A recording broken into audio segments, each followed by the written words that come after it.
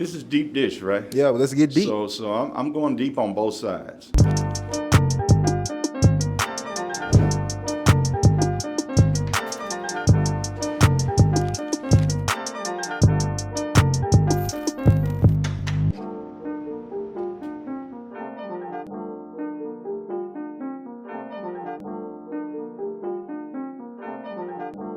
Welcome back to another episode of Deep Dish Conversations, Season 3. I'm your host and creator, Jerome Moore, and we have the executive director of Turk, Lisa Sherman. Luna, welcome. How you doing? I'm great. I'm so excited to be here. Thanks for having me. No, I'm excited for you to be here. I'm excited about the pizza choice that you made. Very delicious. And thank you to the Venture Science Center for sponsoring this episode. We thank you, and thank you for 312 for the pizza. This is Lisa's first time having 312. She's already dug in. What you think about it? It's amazing. That's good. Yeah, good. I don't think I can go back to anything but deep dish now.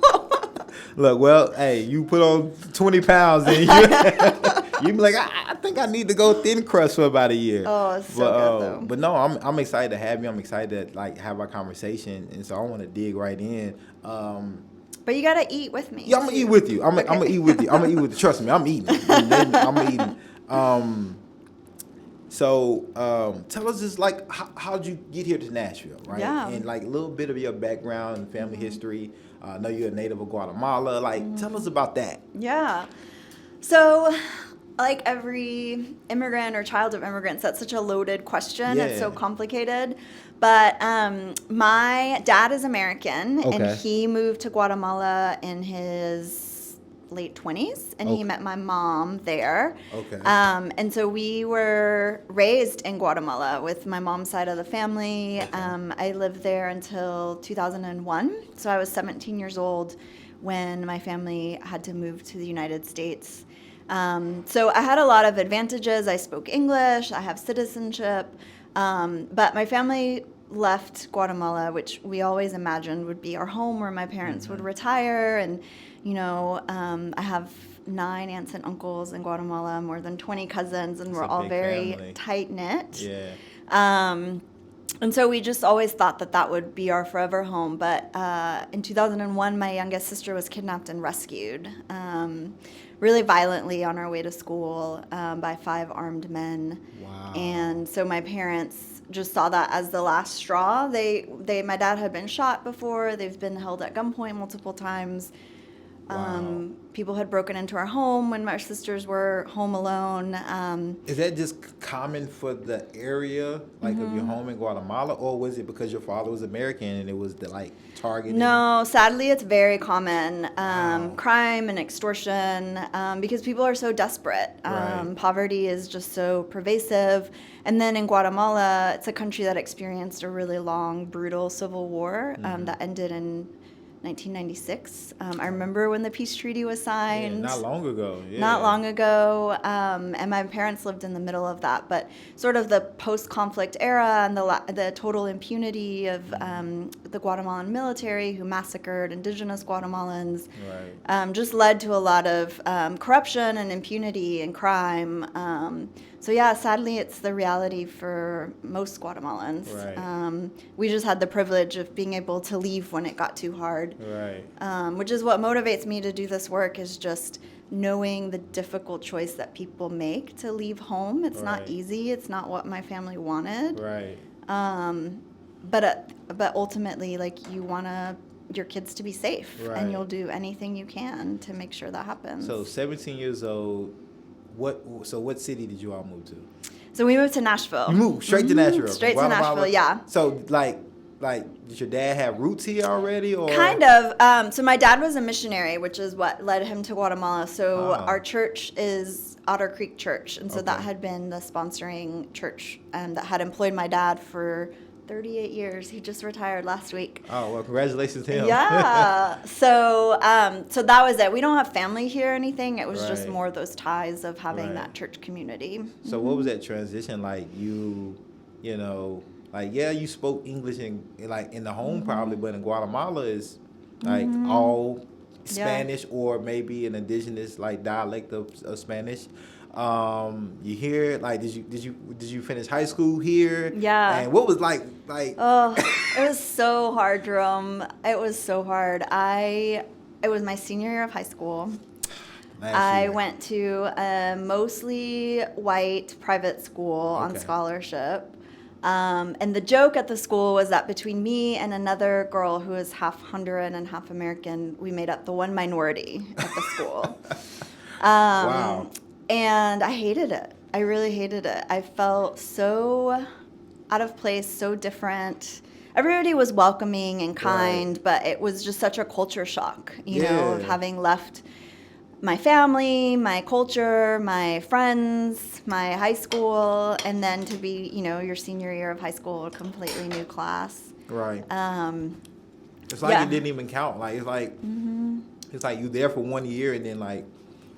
Yeah, I even went back to Guatemala for my class's graduation to walk alongside them. They let me walk and be there to be a part of it because, you know, it was a small school in Guatemala, so we had been together most of our lives. Right. So that to me was like my real graduation was going back home and doing that. Wow. So what were some of those like challenges? Because I've had the I won't say privilege, but I know the culture shock of like going to a country when I did Peace Corps, right? I went to Paraguay. Oh, yeah. Oh, awesome. And so didn't know a lick of Spanish. Yeah. Right? Novice level. But just you don't know anybody. You know, everybody's welcoming, but it's still like you're trying to figure it out, right? Now I was 24, right? And it was like if at least you had the language. I didn't even have that, right? Yeah. But it's still the people around you are just, you're unfamiliar. You didn't grow up with them. You don't really know new city, new town. And so what was like some of the like things that you really had to adjust to that was so different from Guatemala to here in Nashville? Yeah. I think maybe the first was like being the brown kid or the brown person. Right. A lot of people assumed I was Mexican or would make jokes about like being Mexican. It was just really weird to stand out so much. Because in Guatemala, I'm just Guatemalan, you know, nothing sets me apart. So I think that was that is kind of a real culture shock, was just sort of that experience. How did your parents help have that conversation with you at all, or what you might experience that may be different? And was it your mom first time in the States as well, or has she been? She had been to the United States like visiting in the past. She had never really lived in the United States, and so it was really hard for her, especially being away from her family. She's very close to her sisters and my abuelita who passed away. But that was really hard. I think she also experienced the like feeling like you don't fit in, and then just our life experiences are so different from your average American, right? The way of life, the things that we experienced or saw, and so it was just really hard to like relate to people, especially being a teenager. Right. You know, the things that teenagers here were so concerned about were not things that mattered in Guatemala. What car you drive, you know, the brand of clothes you wear, like, you know, we worked with children who pick up trash in the garbage dump.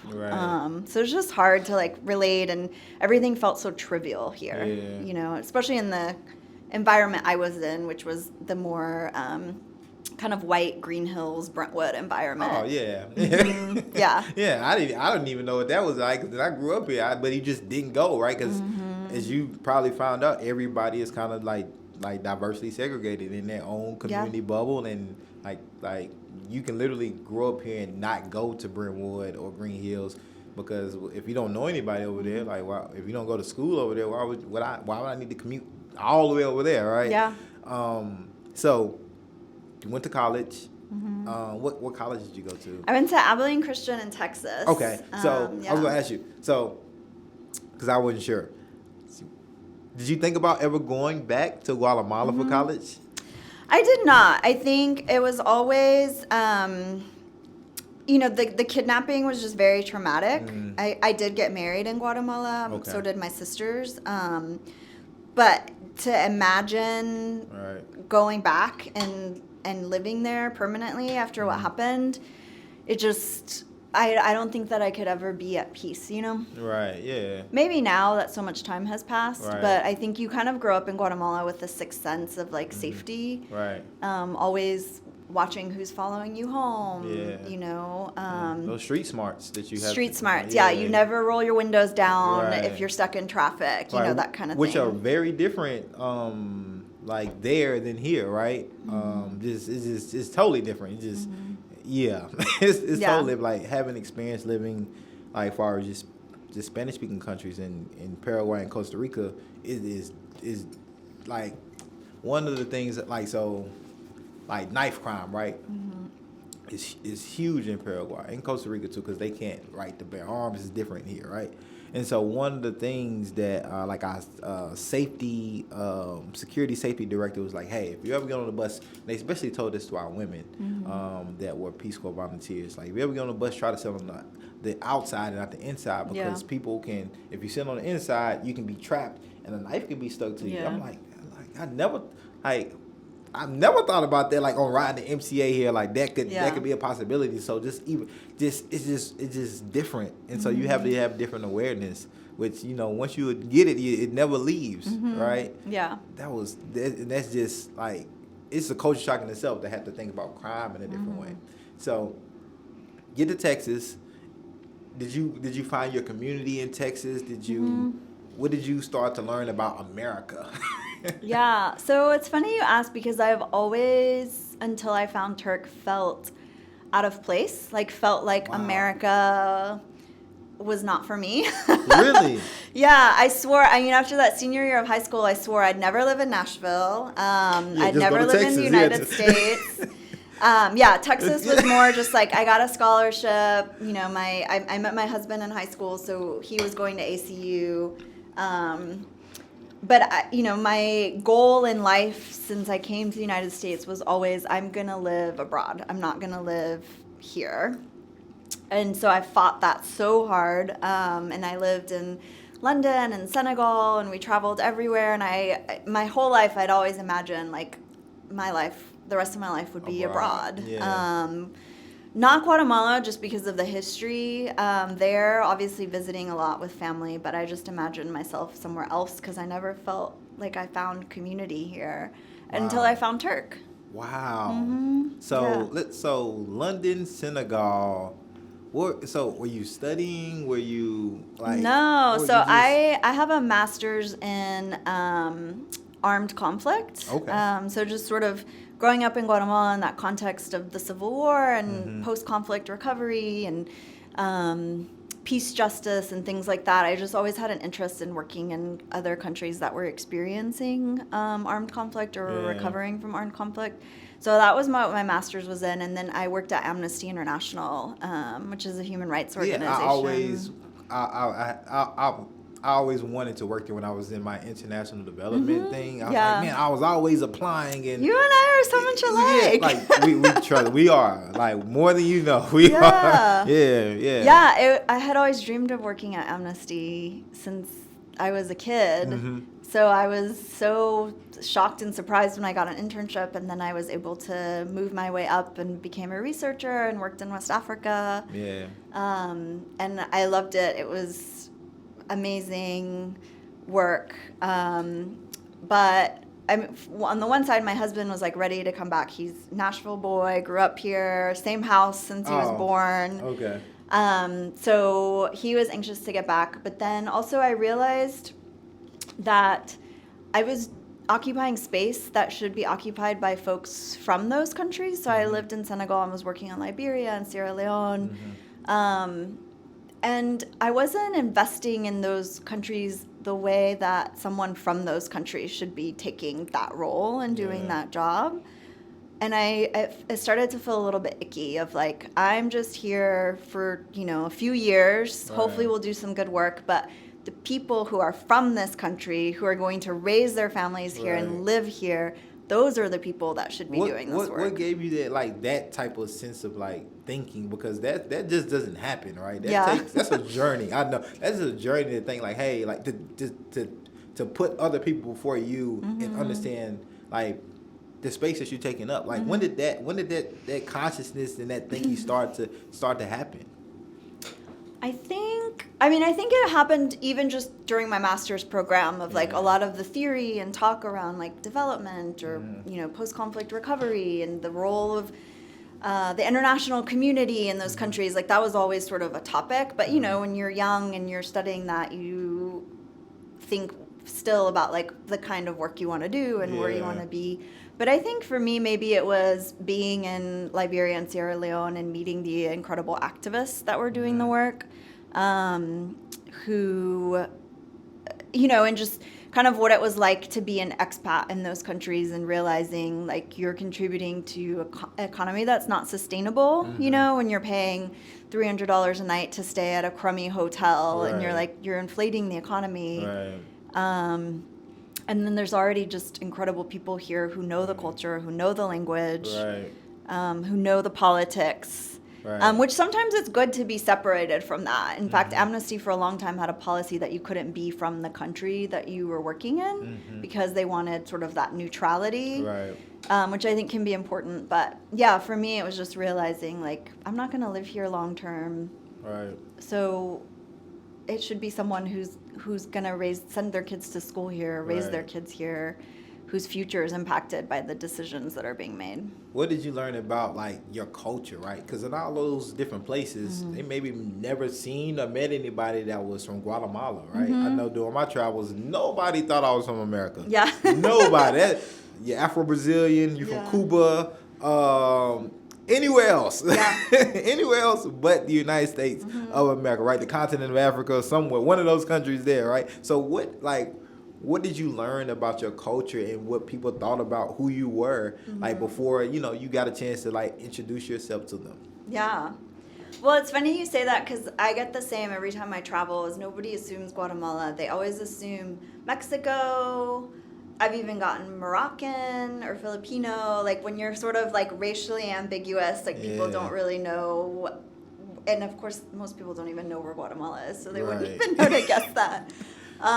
So I get that a lot of just people assuming anywhere in the world where there's brown people that I might be from there. Do you even get that? Did you even get that here in the States? Like what are you? Where are you from? Like how do you handle those questions? Or how did you handle those questions? I know that question can be really controversial for a lot of reasons. One is like for a lot of folks who've grown up here, obviously, like, that's insulting. Right. For me, I've always loved that question because then I get to talk about Guatemala, which is my home and my identity. Right. So that question doesn't bother me in the same way that it would bother someone who was raised here, who, went to school their whole life here, who sees themselves as American. But I think because my identity is so tied up in being Guatemalan, that question, I love that question because then I get to say, well, actually, I'm from Guatemala and this is my home and it's so beautiful, and I get to talk about it. But I guess it all depends on the intention behind the question. Yeah, which you never know. Well, you can feel it. Like I think you can sense it, people's energy and how they approach you on it. And that's why I tell people all the time, you're not sure, just ask people where do they call home? Yeah. You can't go wrong with it. Where do you call home? Well, home is Guatemala, but I'm a citizen of the United States too, but I'm living in Senegal or wherever it may be. I know one of the things you had brought up is like that sense of like people that are living here could be doing the work. So one of the things I realized I had to self-reflect on and I was championing it for a long time, and then I had to really self-reflect. When I was living in these other countries, like immersed in community, my mental health was better. Because then you had to deal with like the racism and discrimination and just on the level that United States like permeates it, right? And I was like, like I don't have to worry about that. I can just go throughout my day and just do my work and stuff like that. And then when I was in China, I was like, man, I'm not. When you know things are just happening in a country that you're living in, and you're like I should be okay with that, but it's like, well, like I don't really have to use my voice. It's not happening to me, right? So I had to really like do that self work. Like, wow, like I wonder if that's how other immigrants and refugees may feel when they come to the United States, and hey, this is the tax that I pay.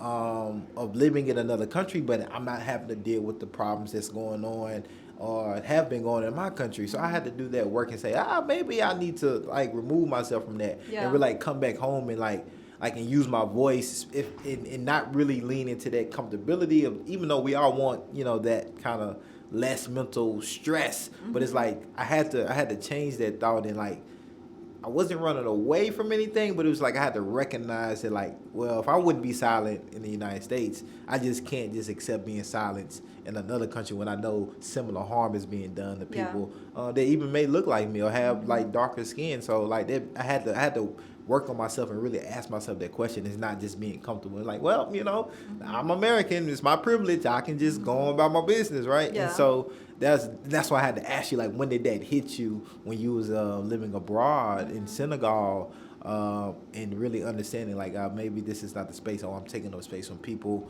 who can actually, you know, who's going to be raising the kids that live here, going through it, and I got close proximity to it, but I know I can leave. Yeah. You know. Exactly. Yeah. And so, when did you come back to Nashville? 2015. Oh, okay. Not too long ago. Yeah, we were living in New York. I was working with an organization that lobbies the United Nations Security Council on behalf of children in armed conflict. And my husband and I were expecting a baby, and we just realized, like, he's a teacher, I'm a nonprofit worker, we can't raise a kid in New York City. Nashville is just the New York of the South almost now. I know. Now it's like insane how expensive it is here. But, you know, at the time we were living in a one bedroom and it just the idea of like raising a kid there. So I very reluctantly moved to Nashville at that time and thought, what in the world am I going to do in Nashville? I have this, you know, international degree. I've worked, you know, for Amnesty and all these places. Like, what work am I going to find? Right. And I was so lucky because then I found Turk. Yeah. So, so let's talk about that. Like, you moved back, you found Turk, you found your community. Like, what was that experience? Like, how did you get introduced to Turk? Yeah. I just started asking around, you know, friends or people that I knew to make introductions to me with, you know, other kind of nonprofits in town that might have, you know, a link to the international community, since that is where I always felt most at home.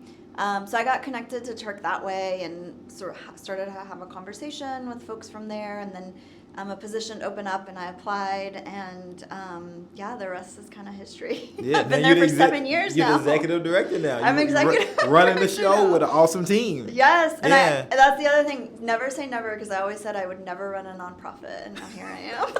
I'm learning my lesson. Well, it's like when you and I had this, like, you know, when you live in all of these other countries around the world, like it's like a bug. Like it's different and it's exciting and you're exploring, and then like you come back home and it's like, or in your case, your second home, and it's like, you know, it's just not the same. I need to mix it up. But then you find like that niche that like you can use all your experiences and make like a city and a community better. So I'm glad like that you found Turk and Turk found you. All right. I love the work that Turk does. I really do. And even being from here, because I was in my, you know, North Nashville Black community bubble, I didn't realize like the immigrant or refugee population that existed here.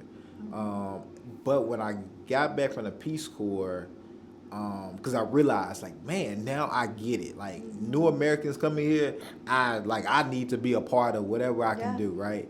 And so I did some adult literacy with new Americans for the National Public Library, went out to schools and did like computer literacy with adults from different countries that, you know, you need to fill out job applications, and language skills, ESL for Salvation Army. I was a startup director for Let's Play, language English through sports. That's fun, And so I was really like wanted to like embrace it, because I now kind of had that feeling. Oh, like I know now how like your language not knowing can kind of strip you of your character and your ability and your identity. You can't make jokes with people when you don't speak the same language. Yeah, and then like employment, right? So these are things like that I might have knew about on the surface, but really didn't think about, or like, you know, just like we're in the South, especially in Nashville, where it's like English only, predominantly many years ago, it was really English first and English only type of city. And I just really didn't wrap my head around it, like in my 20s, in my teens, in my 20s, until I came back from Peace Corps and I really like dug into that community. So I came across Turk, and then I was like, oh, this is amazing what you all are doing. Mm-hmm. So for people who don't know, can you tell us a little bit about what Turk is and what it does? Yeah.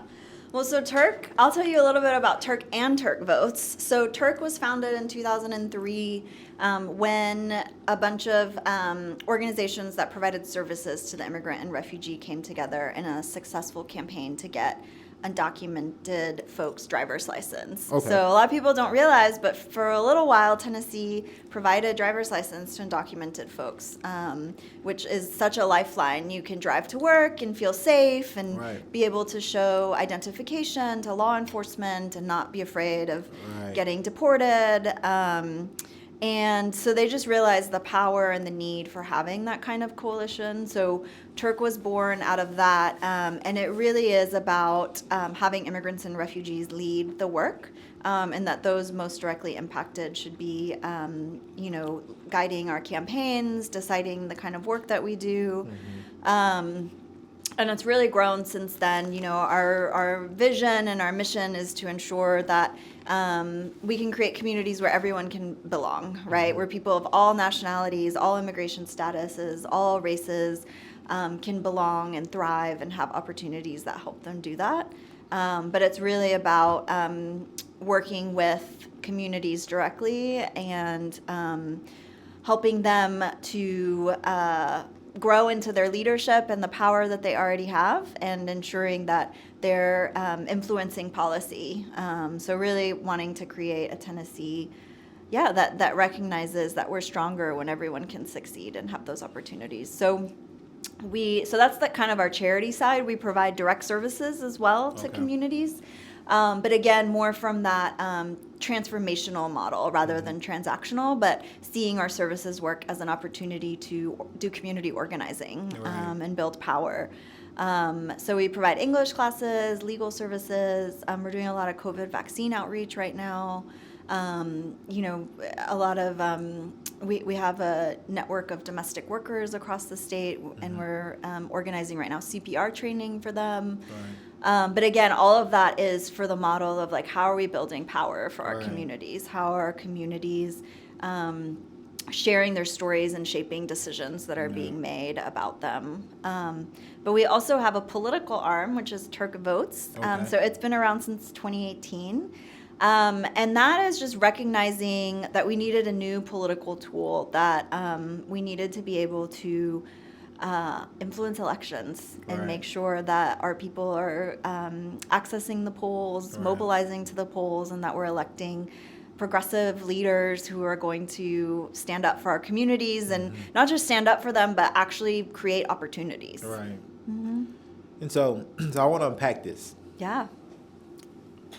A lot. This is where the conversation gets deep, right? And really like put the focus on the Nashville immigrant and the refugee community. Now, as a Black American, a lot of times in our community, we see the amazing like togetherness that like when Latinx folks come to America, they start businesses, like they like practicing community economics, right, and thriving. And I think it's something that that Black folks like we wanna do a model in a lot of ways, but for some reason I don't know if it's barriers, we can't get together, but like we know that our dollar doesn't circulate in our community like the Asian dollar or like the Hispanic dollar, right? The Latinx dollar, right?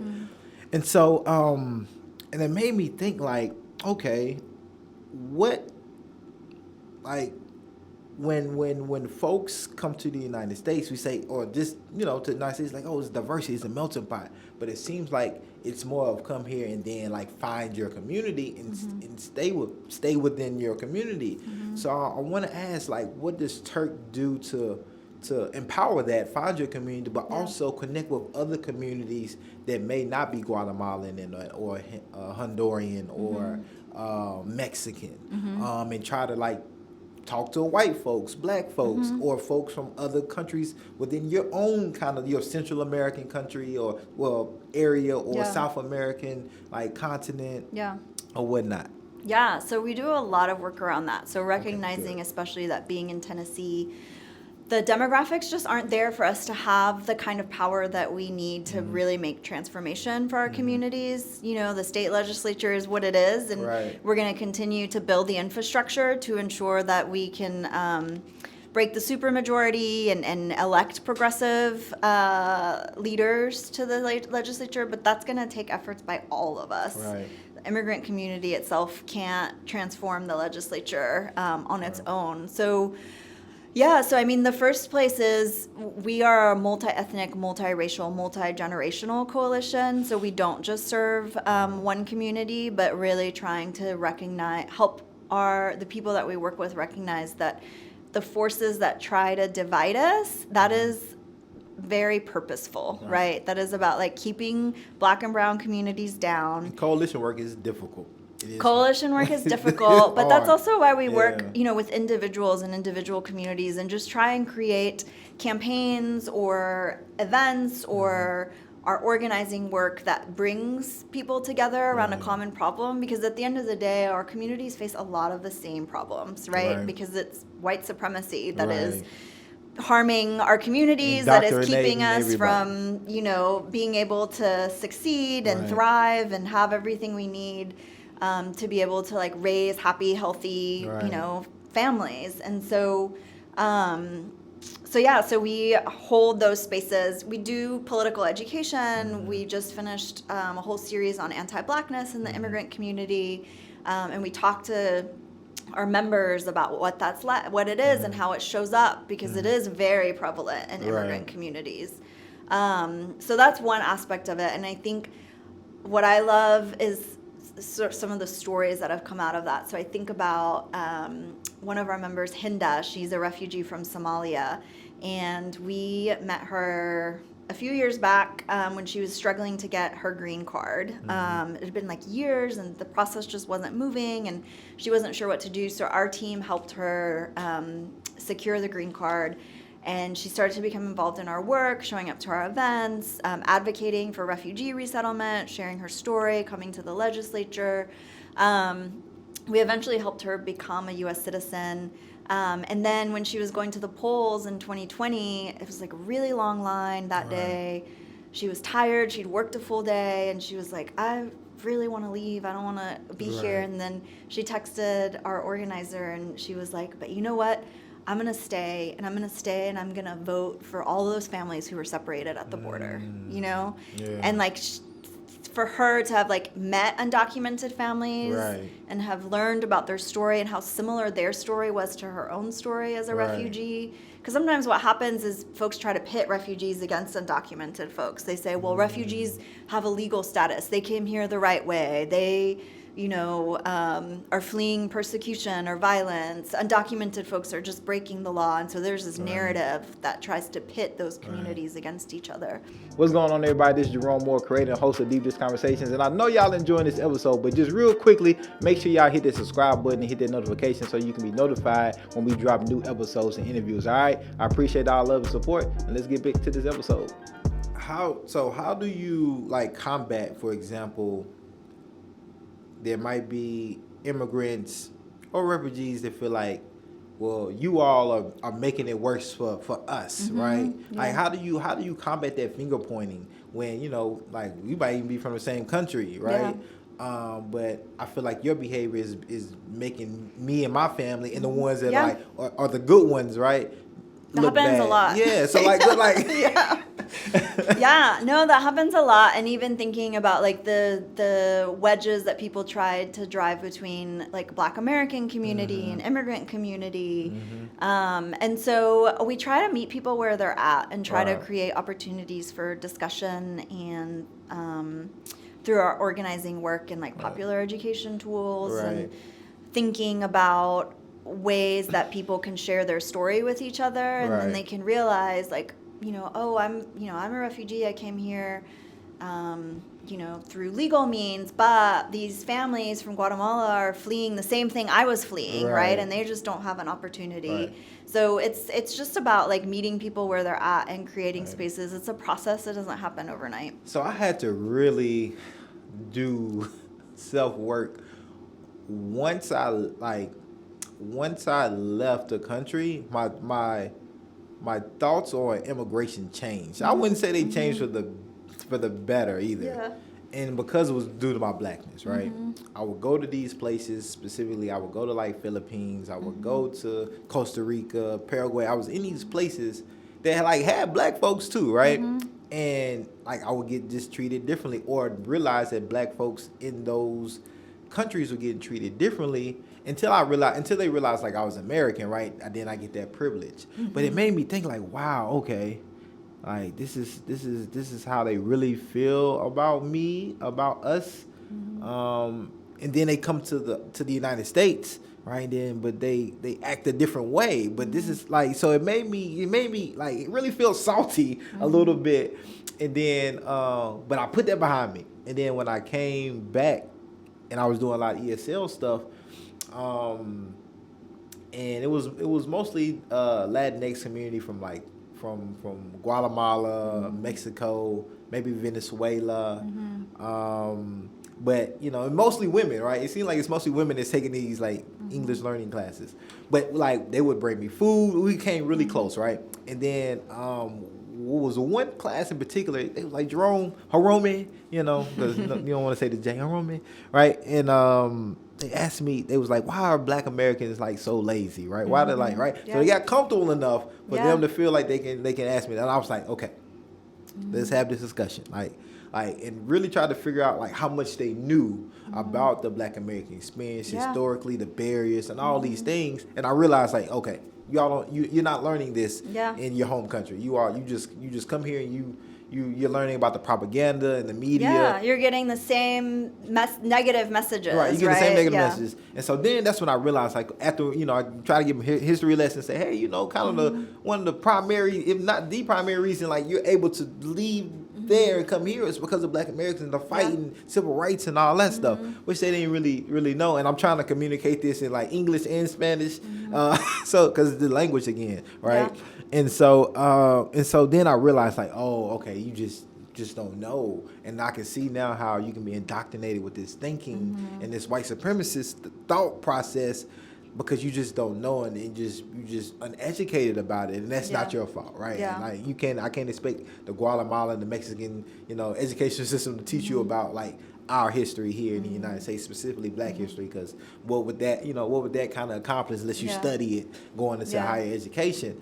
And so that really changed, but it really changed a lot, but it still just gave me a different point of view of like, kind of filling out sometimes immigrant and refugees, especially if we had the same skin complexion on how did they see us as separate? Like, did they see me as I'm a Black American and I'm an Ethiopian, and our experiences and our cultures and what we go through are completely different? Or or was it something like, hey, look, my black brother, my black sister, like, hey, we in this together, and like let's talk. And so that really gave me a different experience and made me have a different thought process about the immigrant and refugee community that we have here, and just blackness. So what is that conversation like? And I'm gonna put this out there. It's coming soon. So, but I'm probably gonna produce a series on anti-blackness in the immigrant refugee community. It's probably gonna be like a panel. Amazing. So I Yeah. might be calling you back, and it's gonna be a big production. Yeah, no, Don't that's say so that. great. But and so because I think it's something that I think a lot of organizations like Turk and like Workers' Dignity and some of these other organizations that intentionally work with immigrants or refugees or both are starting to have that conversation and trying to combat that and figure out how that conversation is. So how's that been in the Turk experience? And, Well, first of all, anti-blackness is global, right? So even if folks haven't learned about African American history in this country, like there are ways that anti-blackness shows up in their own home countries. I didn't grow up learning much about the Garifuna, which is the Black Guatemalan population that lived along the coast, and there was a lot of anti-Blackness in Guatemalan, in just Guatemalan culture and life and politics, right? A lot of discrimination against indigenous populations as well. But you see it if you've watched the news lately on the Ukraine. You see it in the way that African students were kept from boarding the train to get out of the Ukraine. You see it in the way the media talks about the Ukraine, right? As if like these are civilized people who I can't believe this is happening, right? But what about all of the other conflicts and wars and the conflicts as us as Americans have bring upon countries on the continent of Africa. And that's why I cringe sometimes. It's like or Guatemala. The United States assassinated our democratically elected president because he was giving the land back to the people. If it wasn't Russia, maybe it wouldn't be, you know what I'm saying? Like maybe because that is, but like that's why I cringe. Like we can't pick and choose. We shouldn't pick and choose, but it's like, do we really want to have that talk? Because like it's okay if we condemn Russia, like then we have to look at ourselves, and then what benefits are we willing to give up, right, to not impede on other people's countries in their society, right? Because we benefit from it whether we know it or not, or whether we recognize it or not. The harm that our government, we benefit from it. It allows us to have the comfortabilities, the amenities that other countries are not able to have because of infrastructure and because of things just war torn and just unstableness, right? That is brought upon them by other world powers, right? And so it's like people, if we're gonna talk about it, let's talk about it, and let's not just pick and choose. But exactly, that could be a whole nother. No, I mean it's so pervasive. It's a global disease and evil, and you even see it amongst refugees from parts of Africa, right? You see the sort of the internalized anti-Blackness, or the way they view African American communities, comparing their own communities. And so it's a real tool that is used by white supremacists to like keep communities down, to keep us from fighting for opportunities for all of us. So our movement, the immigrants' rights movement, has for a long time had an anti-Blackness problem, even in the way that when you talk about immigration reform, what's the first thing that comes to mind? It's brown people, right? But it's actually Black immigrants who are the most impacted by our immigration system, right? They experience more arrest, longer incarceration periods, more deportation, ill treatment. It's like, so really our movement as a whole has to center Black immigrants. Right. Because we're not going to change our immigration system. We're not going to have, the future that we envision for the immigrants' rights movement if we're not doing that. Right. So it's definitely a discussion that's happening constantly, and it's evolving. I mean, even in the way that it used to be okay to say we're a nation of immigrants, but now that's not okay to say, right? Because it erases the experience of Black Americans and Indigenous Americans, and so it's I think immigrants and the immigrants' rights movement has put themselves like to the proximity of whiteness because it's to their benefit, right? And so luckily there are conversations happening and shifts being made, and there's a long way to go. Even for Turk, like we've started to be more intentional about unpacking anti-Blackness within the organization and within our movement, and there's so much more that I'm excited to do. And I think it should be really at the core of any organization as to how you combat that. I would love, when I was living in China, I was able to meet more people from all over the world than any place I've ever been. Because people, for some reason, everybody just coming to China. I could probably say I at least know at least one or two people that's living somewhere every corner of the earth, just because of living in China for 2 years, right? And one of the things I was doing there, they kind of was like a catalyst to this. I was having these roundtable talks, film roundtable talks with Americans and like our different experiences being black and white living in China. Is it privilege to that? But then I started having conversations with brothers and sisters from the continent of Africa, right? And while we have maybe animosity towards each other as black Americans, if I've never been to the continent of Africa, if you've never been to America, how can you not like me? And what reasons do you have to not like me, and vice versa, right? And we started unpacking that just in our personal conversations because I really wanted to know, right? And what it came from was just like propaganda I heard somebody say this, and therefore, or maybe just even one interaction with an American or an African that just gave you this negative perception about all of them, right? And so I would love for Turk, or be a part of conversation with Turk, if Turk brought in black immigrants or refugees to talk with like black Americans together, and what that would, like, just be honest, like, hey, this is how I feel and this is what I think, and why, but why though? Where is that coming from? If I've never been to Ethiopia, if I've never been to Guatemala, if I've never been to these places, and I don't know you, but why do I feel this way about you? And I've never had a proper introduction to your culture, who you are, what you stand for, and your issues, your problem, right? And it's just, and I think a lot of it is a lot of self-hate. Well, and hearing you talk, it just reminds me of what I saw in Liberia, right? Which is a country that was created or founded for former slaves. And go back to, But the people who are in power in Liberia are folks who have ties to America. And what do? They pass policies, they create systems that uphold white supremacy. And so indigenous Liberians are, facing the same chains that folks that black folks here in America face. And so we're perpetrating those same systems all over the world. And so it's it's just incredibly eye-opening to see like black Americans in Liberia in power, and the way that they upheld white supremacy against their own people, right? And it might be, and I try to echo this a lot, just because it has white in white supremacy don't mean you can't be a person of color and not carry white supremacy mannerisms, right? Which is that self-hate. That white supremacy, perpetuating that same thing on people that look like you just because you have a different type of privilege. Like, it happens. And so it can be, it's an indoctrination. Like, it's literally a mental indoctrination that it can be imposed on anybody, right, if you wanted to. But you have to be intentional about stopping it and recognizing it. So I'm glad, like, Turk is having that conversation.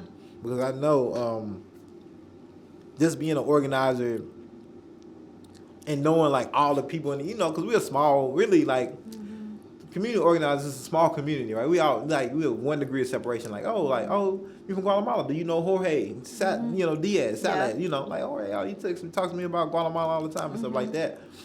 And so it's really good to just share and hear that information, but also be able to call Jorge and say, hey, Jorge, an undocumented, newly arrived Guatemalan just hit my car. Like, he doesn't have insurance. Like, and I don't want to get law enforcement involved, but however, I would love to get my deductible.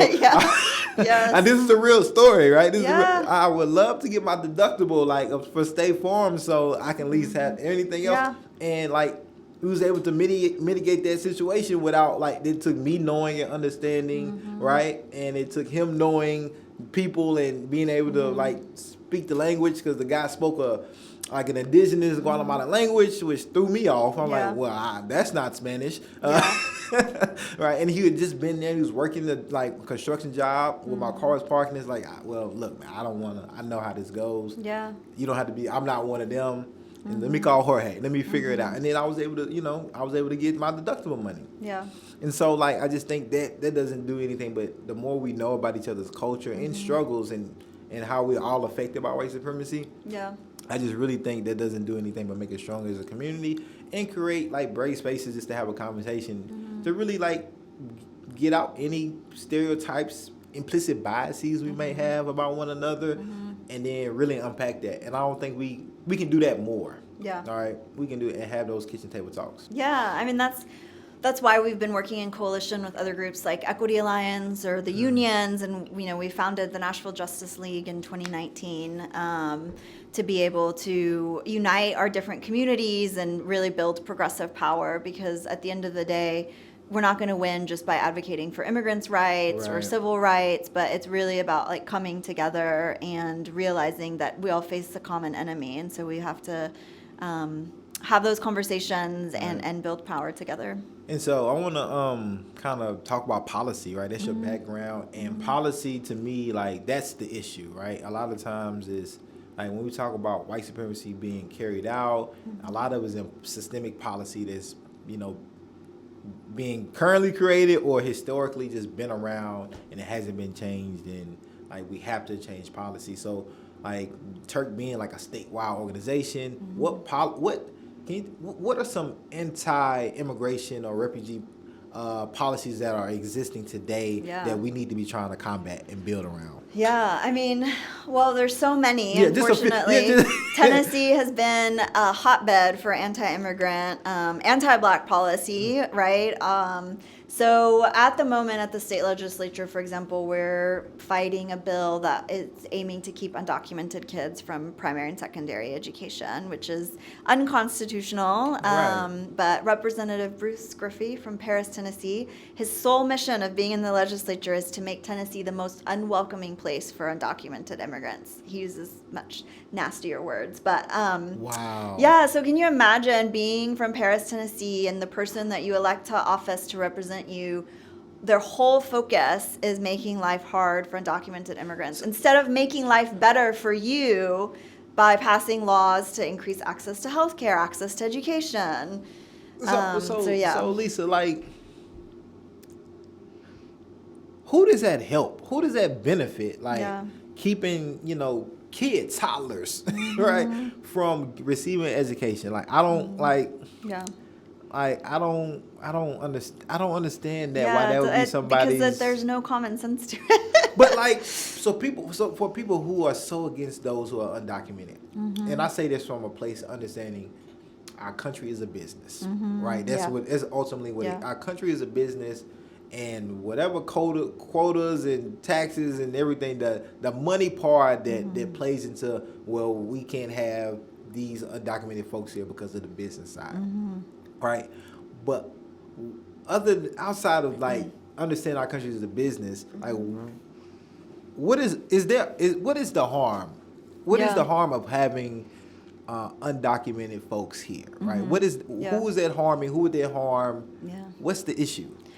Well, obviously we would say there is no harm. And in fact, the solution is to pass immigration relief and create more pathways to citizenship. Because the reality is that our immigration system is purposely built to keep people out, to keep out Black and brown people. And so a lot of folks will say, well, why don't they just become citizens? Because they can't. Our immigration laws haven't been updated in over 3 decades. That is why we continue to fight for Congress to pass immigration relief. And it only benefits our country if folks can have access. Obviously, citizenship is not the be-all, end-all. We still know that there's racial injustice and there's a lot of work we need to do. But by allowing people to access citizenship, it really benefits everyone, right? You have, just from an economic perspective, you have, higher taxes, you have people in jobs, you have families that can stay together, that can create opportunities for their children. So it's really, the question should be, like, why haven't we yet figured that out? Yeah. What do you know, I guess, compared to other countries like Canada or even, Mexico or any other neighboring countries, like, far as immigration policy, do we have one of the, like, strictest and compared to other countries immigration policies for people who are trying to enter the country and become citizens, or are we, in the middle pack, or the degree of difficulty? Yeah, it's really hard to compare because countries have different reasons for their immigration policy. So I think about, like, Sierra Leone, for example. There's a big Lebanese community in Sierra Leone, but Lebanese folks can't become citizens of Sierra Leone, right? And so part of that is because Sierra Leone government wants to keep keep the country for Black Sierra Leoneans, right? And not have Lebanese folks. Is that wrong? I don't know. Is that wrong? Yeah. I would say in the context of America, like, we know that we are stronger when everyone has access to opportunities. We know that there's plenty of jobs, of, education, plenty of just opportunities for everyone, right? And that we need to be able to create those, because like you said, what is the point of keeping children out of school? And in fact, the Supreme Court, when it said that undocumented children had right to a free public education, it was because they realized that it didn't benefit the country to create a subset of citizens or citizenry, right? Of folks who were uneducated and didn't have that. Like, they realized that no, we would all be better if everyone had equal access to education. Obviously, there's lots of problems with our education system, but that is at its core, why the Supreme Court upheld that. I remember, like, growing up here, it was like a big push. It was just English first. English, we only want English. Like, and I don't know. I don't even know if it's a fine line, but it's like people, I think, confuse like patriotism and like we're prideful to be American to kind of harm, right? And not really asking themselves like, what really would you be giving up as a patriot if you let, in this case, kids get an education, or come into the country and have a better life and get away from war and crime or whatever it may be. But I think, Lisa, I'm pretty sure if you were born and raised in the United States, you may have had these thoughts before because it's pushed on you that like, hey, America should just be for Americans, even though how we would find it was rebellious, and the way we came to the resources we have, wasn't friendly or legal or like non-harmful in any way. But it's like it's been pushed now. It's like, American is proud. We should only have Americans. You're not from here. You're gonna take our jobs. I still don't understand the taking our jobs movement. Like people still, like I'm saying, they're gonna steal our jobs. There's not enough jobs, and so I just really don't understand it sometimes. Like I think really it's don't. like that fundamental question of who gets to be an American and who gets to decide that, right? The idea that there is one American identity is just doesn't exist. Again, people don't think I'm American when I step outside the United States. That's not unless I talk and they hear me, or maybe clothing sometimes can give it away. But I've never been mistaken for being American. Never. Not one time. Not step. As soon as I leave this country, I'll use something else. Because there's so much diversity of color in other places, right? And people, I think, generally just see America as like a white place, right? Just whiteness, right? Which is, control and power and resources. Yeah, true. But then it's like that whole thing that we preach, I think, from a governmental level, like everybody's welcome here, we're diverse, we're a melting pot and all those things. But it's like, that doesn't seem to reach very far. Well, it reminds me of, I was at the legislature and one legislator who's a white older man asked me what my background was or what my ethnicity was, and I said I was Guatemalan American, and he said, "You mean you're American, right?" Like wanting to erase my Guatemalan identity, and it's just like, what does that even mean, right? I was born in Nashville, so by definition I am an American. So why do you get to decide like what my identity is or what that definition is, right? This is so unique to hear too, like, and how we use color to identify each other and other people, and like we just can't be like we just can't just be just a nationality, right? Like it's just like you go to everybody's Chinese, right? Here's like, no, I'm a white American, black American, or which is I think that says something about us to want to have pride in something else other than just being strictly American. Especially if you're just not white, right? And so we just different. It's just a Yeah. different culture, and that's why sometimes it's good to leave and just, Yeah. just I don't have to think of. I'll just take a break Yeah. from it, and then let me kind of enter back into it, and like it's just every day. Every facet of our life is just embedded with it. Like everything, every culture is like literally has something attached to it. Whether you want to involve yourself in it or not, like it exists, right? Yeah. And and I know they're just so unique to like the immigrant and refugee population, because like those are just different stories, different experiences that that it's just unique, right? And like how can somebody who's never experienced that kind of like tell you at state's legislature like this is what you need, or like this is what will help you or not help you, right? It's Yeah, just, like English only, for example. right, Yeah. right, yeah. Like how? Yeah. Like, Have those people ever tried to learn another yeah, language, no, right? well, Like, look, yeah. like it just like in that really, and maybe more Americans should leave, because they really showed me like you could be a doctor, an attorney, or have a high level position or expertise in a whole other country, but just because of the language, you kind of have to mitigate yourself to like I have to be a custodian at this particular time of my life, or I have to be in hospitality, not because I'm not capable. It's just literally I just don't have the words, or my schooling is not counted the same, so I would have to go back and try to go through medical school all over again. And who wants to do And that? who wants to learn medical terminology in English in your 40s, right? Like that just sounds my impossible. Spanish medical terminology is low, because like if you're not in that field, then if you like I don't what is Tylenol in Spanish? I don't know. Like well, and again, and it's like thinking about the English only is like, why is the solution to take away interpretation and translation? Why is the solution not free English classes, right? Let's make sure that kids have all the resources they need in schools to learn English, have excellent ELL teachers who are paid well, right? Don't create barriers. Exactly. Which we do, which our system does. Like they identify the problem and then create systems that create barriers to get the problem fixed. Yeah. Like that's what happens. I could talk to you all day, Lisa, about this. I really can.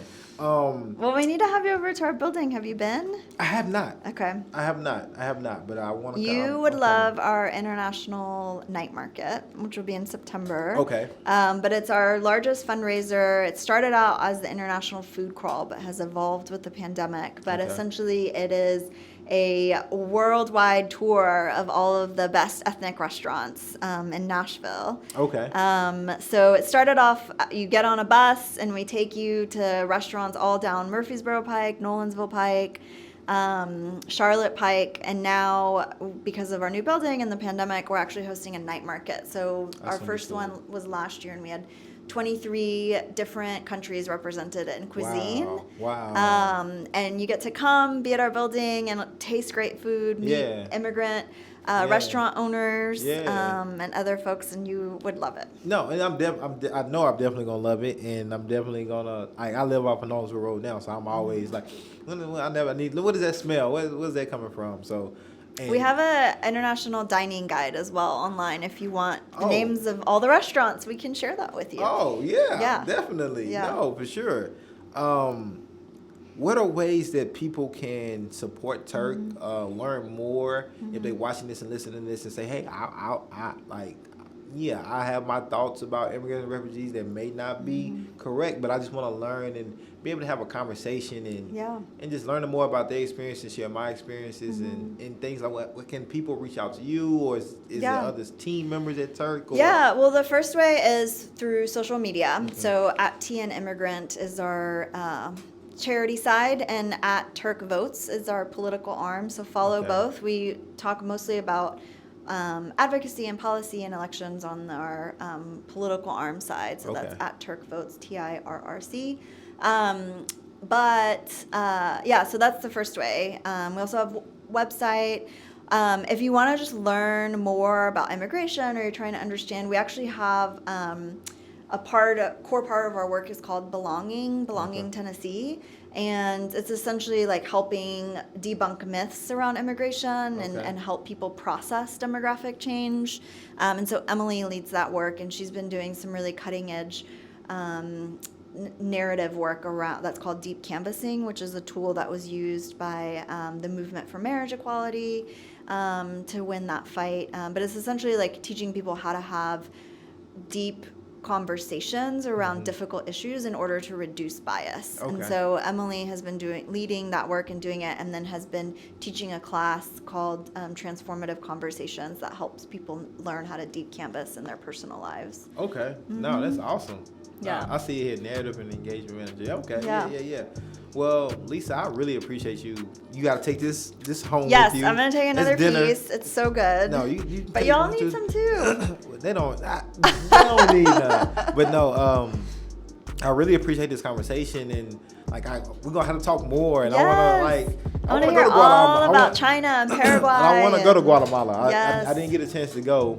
It's one of the most beautiful countries. I'm biased, but it is. I've known people who's driven from Guatemala down to Costa Rica and stuff like that, but I didn't get a chance to do that, to Panama and all that. But I'm gonna make my way to Guatemala. I have good Guatemalan friends actually that I met just here randomly, and then they was here visiting, and they was like, I'm from Guatemala, and my uncle lives here, but I'm going back, and you become social media friends, and you just build a relationship. Then they come back and you hang out. So I have to make my way down there. Yeah. But thank you. Thank you. To the Venture Science Center for sponsoring this episode, and thank you all for watching and listening. And Lisa, thank you again. And thank you. Till next time. Yes. Till next time.